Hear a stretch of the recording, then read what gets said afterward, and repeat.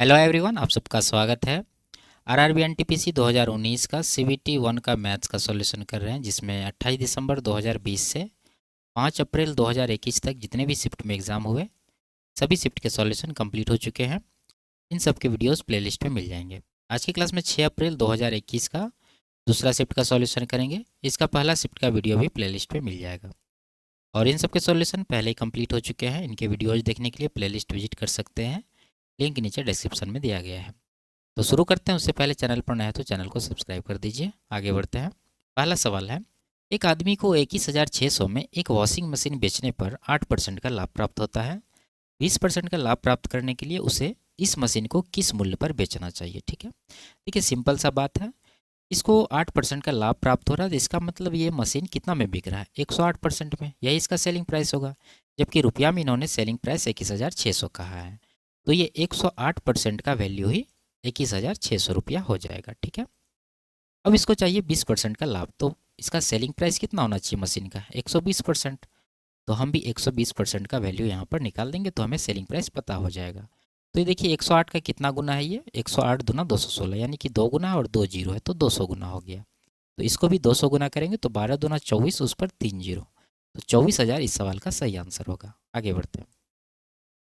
यदि बहुपद ये है, इनके मूलों के वर्गों का योग 34 है, तो के का मान निकालना। ठीक है, तो मान लेते हैं इस बहुपद का मूल अल्फा और बीटा है, तो इनके वर्गों का योग 34 है, तो अल्फा स्क्वायर प्लस बीटा का स्क्वायर कितना होना चाहिए? 34 होना चाहिए। ठीक है, अब इसमें हम लोग मूलों का योगफल निकालते हैं, यानी अल्फा प्लस बीटा कितना निकलेगा?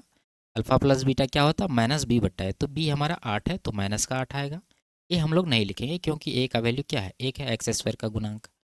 उसी तरह से अल्फा इंटू बीटा भी निकाल लेते हैं, क्या होता है? सी बट्टा है, तो सी है हमारा क्या? 15 के, तो 15 क्या आएगा? ए नहीं लिखेंगे क्योंकि यहाँ पर 1 है। ठीक है, अब इसमें जो है के का वैल्यू निकालना है। तो देखिए यहाँ अगर हम लोग इसका दोनों तरफ स्क्वायर कर दें तो क्या निकलेगा? Alpha square plus beta square, जिसका वैल्यू 34 है, तो हम लोग 34 रख देंगे, plus 2 alpha beta, 2 alpha beta लिख देंगे, बराबर माइनस 8 का स्क्वायर 64 हो जाएगा। ठीक है, यहाँ से 2 अल्फा बीटा बराबर 64 माइनस 34 30 हो जाएगा। 2 से 30 को घटा दीजिए 15 बार में, तो अल्फा बीटा का वैल्यू कितना आ गया? 15 आ गया। तो यहाँ देखिए अगर आप लोग अल्फा बीटा का वैल्यू 15 यहाँ पर रखेंगे तो 15 बराबर 15 के हो जाएगा। इसमें 15 15 कट जाएगा, के का वैल्यू क्या आएगा? 1। तो एक ही इस सवाल का आंसर होगा। आगे बढ़ते हैं। इसको हल करना है तो सबसे पहले ये कोष्टक के अंदर का क्रिया कर लेते हैं। यहाँ देखिए ये है 3 माइनस 5, तो ये कितना हो जाएगा? माइनस का 2 हो जाएगा। आगे माइनस है तो ये माइनस माइनस प्लस में हो जाएगा, लेकिन उससे पहले यहाँ गुना है तो इसको कर लेते हैं। 5 चौके 20 हो जाएगा ये, और दोनों में माइनस है तो ये प्लस में आ जाएगा। ये देखिए माइनस है, माइनस से प्लस हो जाएगा, यानी कि इन दोनों को जोड़ेंगे तो 20 2 22 हो जाएगा। कोष्टक का वैल्यू 22 आया। अब 2 में 22 घटा दीजिए तो कितना आ जाएगा? माइनस का 20। ऑप्शन नंबर 1 इसका आंसर होगा। आगे बढ़ते हैं। केशव और विपुल की आयु का अनुपात 9 और 10 है। 12 वर्ष बाद उनकी आयु का अनुपात 13:14 हो जाएगा। केशव की वर्तमान आयु ज्ञात कीजिए। ठीक है, तो 9 का मल्टीपल होना चाहिए। ठीक है, तो ऑप्शन नंबर 1 है। इसे निकालना है आपको, तो ये देखिए केशव है, ये विपुल है, इनका आयु का अनुपात 9:10 है, और 12 वर्ष बाद इनका आयु 13:14 में है। 12 वर्ष बाद की बात है तो 12 हम लोग दोनों में यहाँ पर जोड़ देंगे, प्लस 12 कर सकते हैं आप। तो इसमें आपको क्रॉस मल्टीप्लिकेशन करके अंतर लेना है, तो 130 इधर, इधर 126, तो अंतर आ रहा है 4 का। उसी तरह से यहाँ भी क्रॉस मल्टीप्लिकेशन करके अंतर लेंगे तो ये कितना आ जाएगा? 12, क्योंकि यहाँ 13 और 14 का अंतर 1 है। यहाँ दोनों जगह सेम नंबर है तो 1 गुना 12 करेंगे तो 12 आ जाएगा। ये 3 गुना है। केशव का उम्र पूछ रहा है तो केशव का 9 यूनिट है, तो 9 का 3 गुना करेंगे तो कितना आ जाएगा? 27 साल। ऑप्शन नंबर 1 में ये दे रखा है। आगे बढ़ते हैं। किसी आयत की लंबाई वाली भुजा पर एक अर्धवृत्त खींचा गया है। चित्र में छायांकित भाग का क्षेत्रफल ज्ञात कीजिए। ठीक है, और ये है हमारा अर्धवृत्त। देखिए ये 14 है ऊपर वाला, तो ये भी 14 होगा क्योंकि ये आयत है। जब ये 14 है पूरा, तो ये अर्धवृत्त का त्रिज्या कितना होगा? 14 का आधा 7 होगा। ठीक है, और अगर हम लोग पूरा आयत का क्षेत्रफल निकालें, देखिए पहले पूछ क्या रहा है? छायांकित भाग का क्षेत्रफल। तो छायांकित भाग का क्षेत्रफल निकालने के लिए आपको पूरा आयत के क्षेत्रफल में से ये अर्धवृत्त का क्षेत्रफल अगर आप घटा देंगे तो आपको ये छायांकित भाग का क्षेत्रफल मिल जाएगा। तो पहले आयत का क्षेत्रफल कितना होगा? 14 गुना 10 140। ठीक है, क्योंकि आयत का क्षेत्रफल लंबाई गुना चौड़ाई होता है। 140 सेंटीमीटर स्क्वायर हो गया। अब बचा अर्धवृत्त। अर्धवृत्त का रेडियस देखिए 7 है, तो हम लोग क्या जानते हैं कि अगर त्रिज्या 7 रहता है तो इसका एरिया कितना होता है वृत्त का? 154 होता है। लेकिन यहाँ अर्धवृत्त है तो आधा इसका क्षेत्रफल लेंगे, तो ये कितना आ जाएगा 77। कहने का मतलब इसका एरिया है 77, तो 77 इसमें आप माइनस कर दीजिए तो आपको मिलेगा कितना 63 सेंटीमीटर स्क्वायर जो है इसका आंसर होगा। आगे बढ़ते, इसका एलसीएम निकालना, तो फ्रैक्शन के एलसीएम के लिए ऊपर वाला का एलसीएम जो कि 1 हो जाएगा और एचसीएफ नीचे वाला कर लेते हैं, तो 6 4 2 का एचसीएफ 2 आ जाएगा, तो 1/2 इसका आंसर है।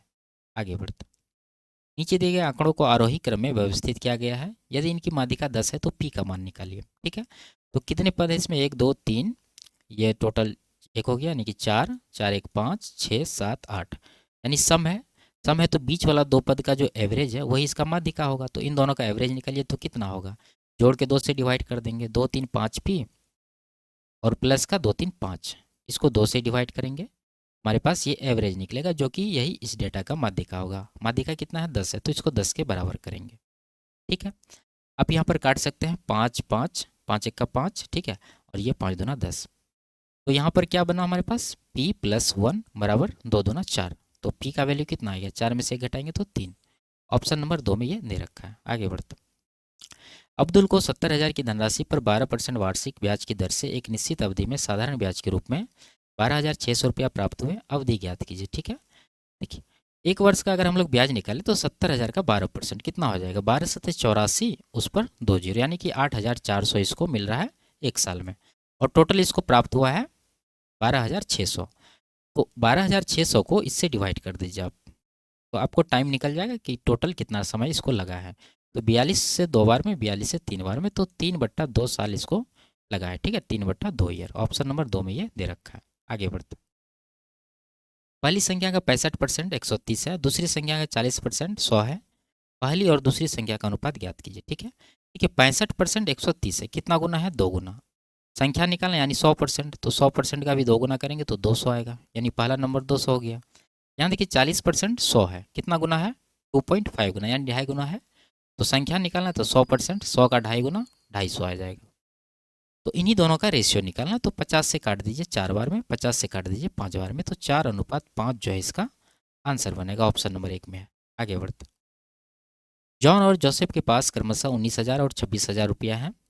यदि जोसेफ जॉन को 1,000 देता है तो जॉन और जोसेफ के पास मौजूद राशियों का अनुपात क्या होगा। ठीक है, देखिए क्या कह रहा है कि जॉन को 1,000 देता है जोसेफ, जोसेफ के पास है 26,000, उसमें 1,000 देगा तो 1,000 कम हो जाएगा, ठीक है, माइनस कर देंगे, और जॉन को देगा तो जॉन में 1,000 जुट जाएगा, तो इसमें हम लोग क्या करेंगे जोड़ देंगे, तो इसका हो गया 20,000। ठीक है, तो 1,000 को छोड़ देते हैं 3 जीरो लास्ट में, और 20 लेते हैं, इधर का कितना हो जाएगा 25, तो 5 से कटाएंगे 4 बार में, 5 से कटाएंगे 5 बार में, तो 4:5, ऑप्शन नंबर 3 में है। आगे बढ़ते हैं, इसको हल करना। ठीक है, तो सबका वैल्यू रखिए, 2 sin स्क्वायर 30 डिग्री है, तो 2 इंटू साइन 30 का मान होता है 1/2, और स्क्वायर है तो 1/2 का स्क्वायर 1/4 आ जाएगा, प्लस है कॉस 60 का होता है 1/2, स्क्वायर है तो 1/4 हो जाएगा, माइनस 3/4 पहले से है दे देंगे, गुना कॉट 30 कितना होता है √3 का स्क्वायर करेंगे 3 हो जाएगा। ठीक है, सबको जोड़ना पड़ेगा, इधर कितना हो जाएगा 2 1 3/4, ठीक है, ये हो जाएगा 3/4, इधर हो जाएगा आपको 9/4, घटाएंगे तो माइनस का 6/4, घटाने के बाद 2 दूना 2 तिया, यानी कि माइनस का 3/2 इसका आंसर होगा। आगे बढ़ते, 14 का वह छोटे से छोटे गुणज ज्ञात कीजिए जिसे इन सबसे विभाजित करने पर 4 6 और 10 शेष बचता है। तो 14 का मल्टीपल जो होगा वही आंसर होगा, ये नहीं है, नहीं होगा, ये 14 दूना 28, 14 चौके 56, ये है, ये भी है, ये 14 का मल्टीपल नहीं है। 2 ऑप्शन है हमारे पास। अब इसमें यहाँ से चेक कर लीजिए, 6 से डिवाइड करने पर 4 शेष बचना चाहिए, अगर इसको 6 से डिवाइड करिएगा तो 6 पंजे 30, 6 चार 36, इसमें 0 शेष बच रहा है, तो इसका मतलब ये आंसर नहीं है। उसके बाद बचा हमारे पास ऑप्शन नंबर 3, ये इसका आंसर हो जाएगा। ठीक है, आगे बढ़ते, इसको हल करना है, तो ये √144, ये 12 का स्क्वायर है तो इसका वर्गमूल कितना आएगा 12 आएगा, तो ये हो गया 12, और ये 121 का वर्गमूल 11 आ जाएगा, और 484 का वर्गमूल 22 आ जाएगा। ठीक है, इन सबको आप हटा दीजिए, तो अब कटाने का बात है, 11 से कटा देंगे 2 बार में, 2 6 12 हुआ, 2 6 के 12 से 12 काट देंगे, और 4 से कट रहा है ये 2 बार में, 4 से 4 तिया 12, 4 तिया 12, 33 नीचे 2, यानी 33/2 इसका आंसर होगा। आगे बढ़ते, दिए गए चित्र में ए बी और सी किसी वृत्त पर स्थित 3 बिंदु है, यदि ए बी 3 है और बी सी 4 है तो वृत्त की त्रिज्या का माप ज्ञात कीजिए। ठीक है, देखिए इसमें कहा नहीं गया है कि ये ए सी क्या है, वृत्त का व्यास है कि नहीं है, तो ये समझना पड़ेगा आपको। देखिए ये जो ट्रायंगल है ABC, इसमें दो कोण हमारे पास है, ये 60 डिग्री, ये 30 डिग्री। तो तीसरा कोण त्रिभुज का कितना होगा? 90 डिग्री होगा, क्योंकि त्रिभुज के तीनों कोणों का मान 180 डिग्री होता है, जिसमें कि इन दोनों का योग 90 है, तो बाकी का 90 होगा। तो ये देखिए समकोण है। तो परिधि पर समकोण बन रहा है, इसका मतलब क्या है कि ये अर्धवृत्त में ये त्रिभुज बना हुआ है। तो ये AC क्या है? इसका व्यास है, ठीक है। तो ये आपको समझना पड़ेगा।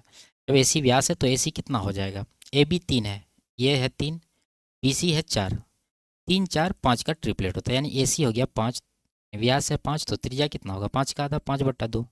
आगे बढ़ते, एक पिता की आयु उसके पुत्र की आयु की दोगुनी है, ठीक है। लिख देते हैं सन फादर।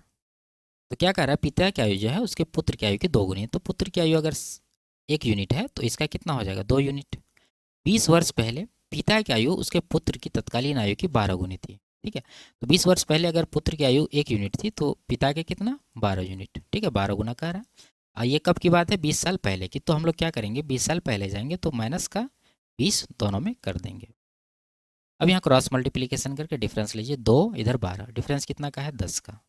उसी तरह यहाँ भी, तो यहाँ डिफरेंस देख लीजिए, 11 का है, 11 दूना 22, यानी कि ये हो जाएगा 220 का डिफरेंस, ठीक है। ये माइनस है, तो दोनों में सेम साइन रहता है तो हम लोग डिफरेंस ले लेते हैं। अगर एक का पॉजिटिव रहे, एक का नेगेटिव रहे, तो दोनों को गुना करके जोड़ देते हैं, ठीक है।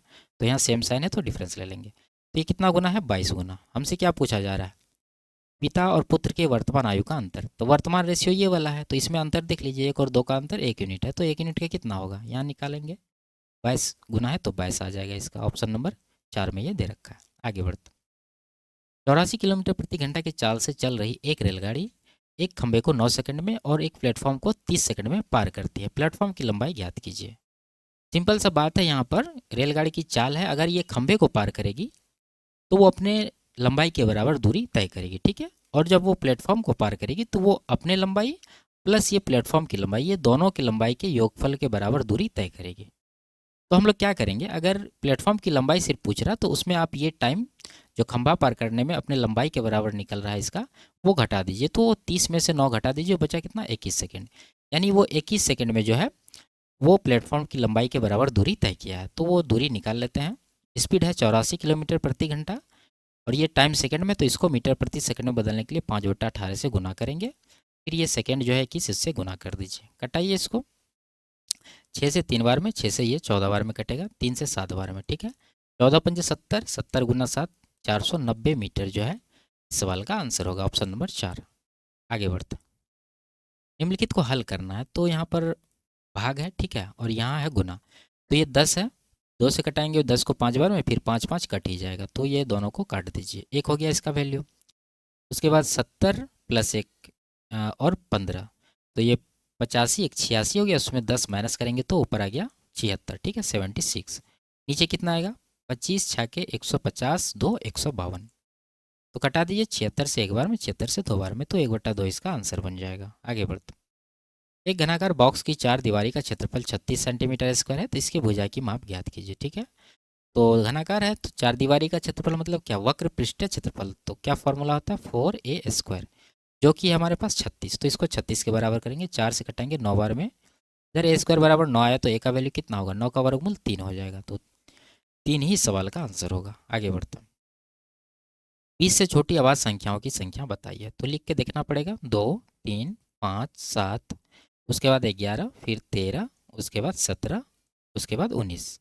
तो टोटल 3 3 6 2 8 नंबर है, तो 8 इसका आंसर हो जाएगा। आगे बढ़ते हैं, इन सब का HCF कितना होगा? तो देखिए 15 है, 25 है, 42, इसमें इसका HCF क्या है? 1 है, क्योंकि 1 के अलावा कोई भी नंबर इन तीनों में कॉमन नहीं है, ठीक है। आगे बढ़ते हैं, इसको हल करना तो आप इसको ऊपर नीचे लिख के जोड़ लीजिए, ठीक है, आंसर आ जाएगा।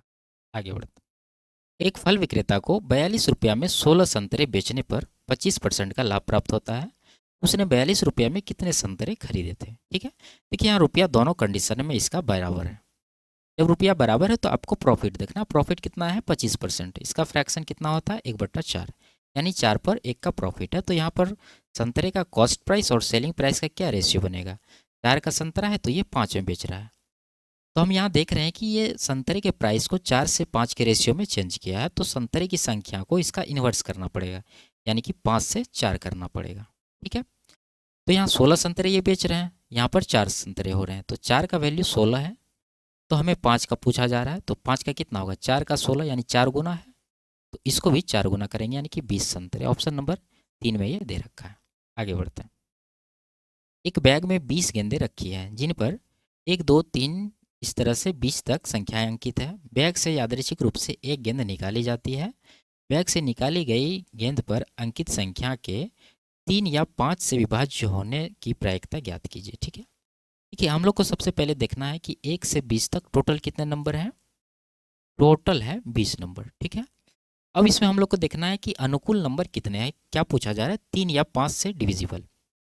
तो देखेंगे, पहले दोनों से डिविजिबल निकाल लीजिए। तो 3 5 कैल्शियम 15, तो 15 ऐसी नंबर है बीच में 1 से 20 तक जो कि दोनों से डिविजिबल है। ठीक है, इसको अलग रखिए। उसके बाद 3 से डिविजिबल देखिए, पहला तो 3 आ जाएगा। ठीक है, 6 9 12 15 तो यहाँ आ गया, छोड़ दीजिए। 18 आएगा, उसके बाद छोड़ दीजिए, अब नहीं है। ठीक है, उसके बाद 5 से देखेंगे, 5 तो आएगा ही, 10 आएगा, 15 नहीं आएगा क्योंकि यहाँ पर काउंट कर चुके हैं। उसके बाद 20 आ जाएगा। टोटल नंबर इतना है जो कि आने की संभावना है। तो टोटल कितने हो जाएंगे, यहाँ पर 3 2 5 1 6 3 9 नंबर है। तो 9 है अनुकूल और टोटल है हमारे पास 20। तो इसका प्रायिकता क्या होगा, यही हो जाएगा 9/20। तो ऑप्शन नंबर 2 में ये दे रखा है। आगे बढ़ते। एक बैग में 30 गेंदें रखी हैं, उसी तरह का सवाल है, बस यहाँ पर नंबर को बढ़ा दिया। ठीक है, तो टोटल 30 नंबर है हमारे पास। अब इसमें देखेंगे कितने अनुकूल हैं, 4 और 6 से विभाज्य। तो दोनों से पहले जो है विभाज्य 1 से 30 तक वो निकाल लीजिए। तो 4 और 6 का एलसीएम कितना, 12। तो 12 का मल्टीपल, पहला तो 12 आएगा, दूसरा 24 आ जाएगा। ठीक है, 12 और 24 1 से 30 तक ऐसी संख्या है जो 4 और 6 दोनों से विभाज्य। उसके बाद केवल 4 से विभाज्य नंबर लिखेंगे यहाँ पर। तो पहला आएगा 4, फिर 8, 12 नहीं काउंट करेंगे, यहाँ कर चुके हैं। 16 आएगा, 20 आएगा, 24 नहीं करेंगे क्योंकि यहाँ कर चुके हैं। उसके बाद आ जाएगा आपको 28। अब देखेंगे 6 से डिविजिबल। तो पहला 6 आएगा, 12 नहीं काउंट करेंगे, यहाँ कर चुके हैं।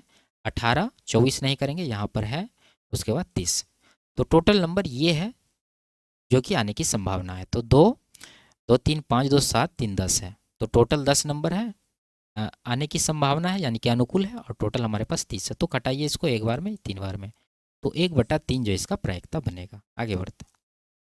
इसमें क्या करा, on what sum will the compound interest at the rate of a per annum for 2 years compounded annually be 6800। ठीक है, यानी कह रहा है कि किस राशि पर 12.5% के चक्रवृद्धि ब्याज के दर पर 2 वर्ष में इतना ब्याज प्राप्त होगा। ठीक है, 6800। तो रेशियो से कर लेंगे, 12.5% का फ्रैक्शन होता है 1/8, यानी इसका जो रेशियो बनेगा 1 साल का वो कितना बनेगा, 8 से 9 बनेगा। टाइम दे रखा 2 वर्ष का, तो स्क्वायर में बनेगा इसका, यानी 8 का स्क्वायर 64, 9 का स्क्वायर 81। यानी मूलधन अगर 64 है तो मिश्रधन कितना होगा, 81 होगा। तो यही दोनों का अंतर ब्याज होगा। घटाएंगे तो हमारे पास मिलेगा 17 यूनिट ब्याज यहाँ पर मिला है, जबकि सवाल में 6800 रुपया दे रखा है, 6800 के बराबर हो जाएगा। ये कितना गुना है, 400 गुना। हमसे पूछा जा रहा है मूलधन, तो मूलधन ये है 64, इसका भी हम लोग 400 गुना करेंगे। तो 64 चौके 256, उस पर 2 जीरो, 25,600 इसका आंसर होगा। आगे बढ़ते। ए और बी एक साथ मिलकर किसी कार्य को 24 दिन में पूरा कर सकते हैं। उन्होंने 18 दिन तक कार्य किया और फिर शेष कार्य सी ने 10 दिन में पूरा किया। ए बी और सी एक साथ मिलकर उस कार्य को कितने दिन में पूरा करेंगे। देखिए, ए बी दोनों मिलकर 24 दिन में काम को करते हैं। तो मान लेते हैं कि ए प्लस बी का जो इफिशियंसी है वो 1 यूनिट है।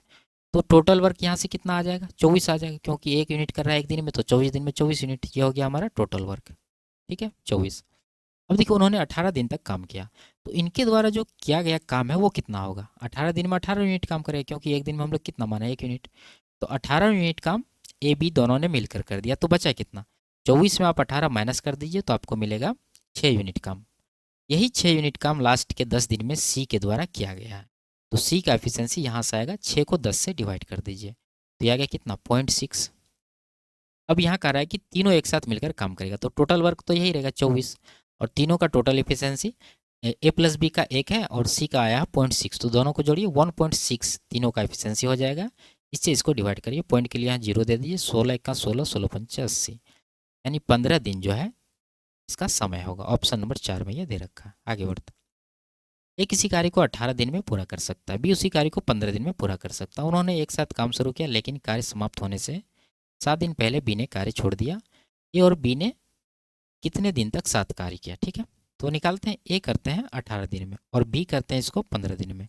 टोटल वर्क इन दोनों का एलसीएम 90, पहला का इफिशियंसी 5 आ जाएगा, दूसरा का कितना आएगा 6 आ जाएगा। ठीक है, अब देखिए ये कितना दिन साथ में काम किया ये बाद में पता चलेगा। पहले हम लोग ये करते हैं कि ये जो बी ने 7 दिन पहले काम छोड़ा, तो काम समाप्त होने से 7 दिन पहले बी छोड़ दिया, तो लास्ट के 7 दिन ए अकेले काम किया होगा। तो ए के द्वारा हम लोग पहले ये जो लास्ट में इन्होंने 7 दिन काम किया वो निकाल लेते हैं। ठीक है, तो 7 गुना ए का एफिशिएंसी कितना 5 है, तो 7 बचे 35 यूनिट काम जो है ए ने अकेले किया, क्योंकि बी ने कार्य छोड़ दिया था। तो बाकी बचा कितना काम, 90 में 35 घटाइए तो आपको मिलेगा 55 यूनिट काम। ये 55 यूनिट काम कौन किया होगा, ए प्लस बी साथ में किया होगा। ठीक है, तो ए प्लस बी का टोटल एफिशिएंसी कितना है 5 6 11, तो 11 से इसको डिवाइड करिए तो आपको मिलेगा 5 दिन, यानी ए प्लस बी 5 दिन तक जो है साथ में काम किया। ऑप्शन नंबर 2 में ये दे रखा है। आगे बढ़ते, निम्नलिखित में से कौन सा 12 के 2/7 में लिखते हैं, 12 का 2/7वां हिस्सा का 1/4 का 1/3, तो 1/4 गुना 1/3 निकाल देंगे। 4 तिया 12 से 12 को काट देंगे, 2/7 इसका आंसर बनेगा।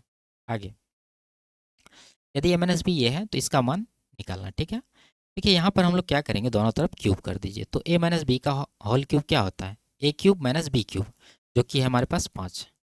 उसके बाद होता है माइनस का 3ab, ठीक है 3ab इंटू ए माइनस बी, तो ए माइनस बी का वैल्यू यही है 5, तो 5 यहाँ लगा देते हैं बराबर, इधर 5 का क्यूब करिएगा तो आपको मिलेगा 125। तो यहाँ से देखिए ये कितना हो गया, 5 इधर जाके घट जाएगा 120 बच जाएगा, इधर ए बी का वैल्यू बराबर हो जाएगा 120 बटा 5 तिया 15। ठीक है, और इसमें माइनस लगा है तो आप यहाँ पर माइनस दे सकते हैं, तो 15 से 8 बार में कट जाएगा, ए बी का वैल्यू आ गया माइनस का 8। ऑप्शन नंबर 4 में ये दे रखा है। आगे बढ़ते, इसमें कितने छात्रों ने सभी विषयों में 60% या उससे अधिक अंक प्राप्त किए हैं। ये जो अंदर में दे रखा है ये परसेंटेज में है, ठीक है, प्रतिशत के रूप में दर्शाया गया है, यहाँ पर टोटल नंबर है। तो 60 या उससे अधिक देखेंगे, तो ए का अगर देखें तो यहाँ पर 50% ही प्राप्त किया, तो ये ए काउंट नहीं होगा। बी का देखें तो 80 40% आ गया, यहाँ पर ये काउंट नहीं होगा। सी का देखें 90 60 70 70 90 70 सब 60% से अधिक है तो सी काउंट होगा। डी का 65, डी का भी काउंट होगा। ठीक है, ई का देखिए यहाँ 50 आ गया तो ये काउंट नहीं होगा, ई का हटाइए। एफ में 40 आ गया ये नहीं होगा, जी में 50 आ गया 35 आ गया ये नहीं होगा। तो 2 ऐसे विद्यार्थी हैं जो 60% से अधिक अंक प्राप्त किए, तो 2 इसका आंसर हो जाएगा। आगे बढ़ते, छात्र सी के सभी विषयों में प्राप्तांकों का योग कितना था, तो ये तो निकालना पड़ेगा। सी का कहाँ है, यहाँ, तो इसमें मैथ्स में देखिए सी का कितना है 90%, टोटल मार्क्स है 150, तो 150 का 90% कितना 15 नमा 135। ठीक है, उसके बाद ये निकालिए 130 का 60%, 13 छाके 78 आ जाएगा। उसके बाद ये निकालेंगे 120 का 70%, तो 12 सत्ते 84 आ जाएगा। उसके बाद 100 का 70% 70 ही आएगा। उसके बाद 90% 60 का, तो ये कितना आ जाएगा नछा के 54 आ जाएगा। उसके बाद 70% निकालना है 40 का, तो 4 सत्ते 28 आ जाएगा। सबको जोड़िए, 8 4 12 4 16 8 24 5 29 बचा 2, 2 2 4 5 9 7 16 8 24 7 31 31 3 34 बचा 3 1 4, यानी कि 449। ऑप्शन नंबर 4 में ये दे रखा है। आगे बढ़ते, इसमें छात्र जी का कुल प्रतिशत कितना है, तो ये तो निकालना पड़ेगा। आप यहाँ पर डेविएशन से भी नहीं निकाल सकते क्योंकि रेशियो इसका बड़ा बड़ा होगा, तो हम लोग इसका नंबर ही निकाल लेते हैं। जी का पूछ रहा 65% 150 का, तो कितना हो जाएगा ये 15 पचे 75 बचा 7, 15 छः के 90 7 97, यानी कि 97.5 हो गया। ठीक है, उसके बाद 130 का 35% कितना हो जाएगा 35 1 का 35 का 5 बचा 3, 35 35 तिया 105 बचा 10, 35 1 का 35 10 45, यानी कि ये आ जाएगा 45.5। उसके बाद सीधा सीधा 120 का 50% आ जाएगा आपको कितना 60, 100 का 77% 77 आ जाएगा। उसके बाद ये 80% दोनों का है, तो दोनों का एक साथ निकाल लीजिए, 60 40 100 का 80% 80, तो इसको कितना मिल रहा है इधर तो 1 हो गया। ठीक है, 7 1 8 5 13 7 20 बचा 2 8 10 17 6 23 4 27 9 36, 360 अंक इसको मिल रहा है।